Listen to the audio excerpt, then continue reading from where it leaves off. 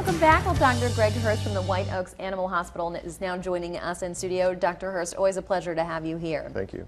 Today, when we're talking about our pet care, we're talking about fall allergy seasons. And of course, this time of year, a lot of us suffer from fall allergies. The weed and the pollen content will irritate our eyes and nose.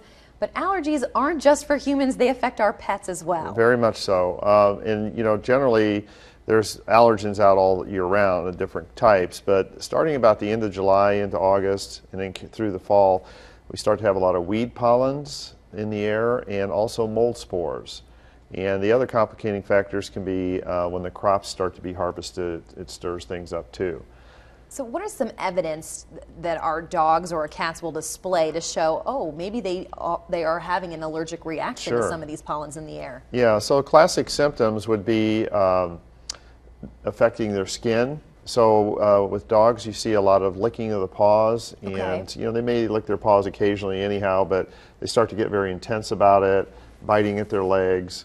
And you know, it can affect all their body, so they can be scratching and things like that. So should you kind of move their hair to check for redness or patchiness in the skin? Sure. And then, when's the time to contact your vet to say maybe I need to get medication? Well, you know, when you feel like it's intolerable, you know, so if you're like sleeping at night and you wake up because your pet's scratching or biting, you know, you wouldn't want to be in that position yourself. So it's like put yourself in your pet's position, and if you know, if that's something you wouldn't tolerate, certainly that's a level where you should make contact with your veterinarian.